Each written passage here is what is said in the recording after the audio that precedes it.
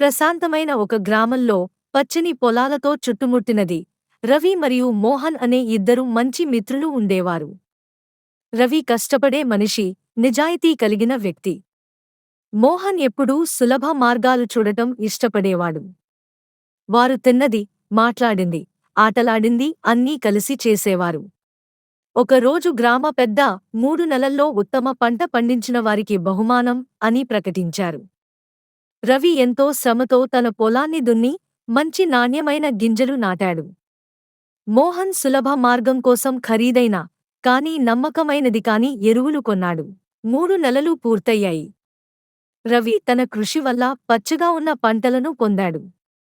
కాని మోహన్ పొలం ఎరువుల దుష్ప్రభావంతో ఎండిపోయింది. గ్రామ పెద్ద రవి పొలాన్ని పరిశీలించి అతనికి బహుమానం అందించారు. మోహన్ తన తప్పు తెలుసుకుని రవిని కలిసి క్షమాపణ కోరాడు.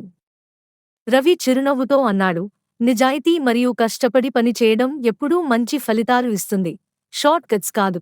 ఆ రోజు నుండి మోహన్ కూడా కష్టపడి పని చేయాలని నిర్ణయించుకున్నాడు. ఇద్దరు మిత్రులు మరింత దగ్గరయ్యారు. వారి కథ గ్రామంలోని అందరికీ స్ఫూర్తిగా మారింది. ఆ గ్రామ ప్రజలంతా నిజాయితీ మరియు కృషి యొక్క విలువను నేర్చుకున్నారు. చూశారు కదా ఫ్రెండ్స్, ఇలాంటి మంచి మరిన్ని నీతి కథల కోసం మా ఛానల్ని లైక్ చేయండి, షేర్ చేయండి, సబ్స్క్రైబ్ చేయండి. ఈ కథ మీకు ఎలా అనిపించిందో తెలియచేయండి. మీ మద్దతుకు చాలా ధన్యవాదాలు.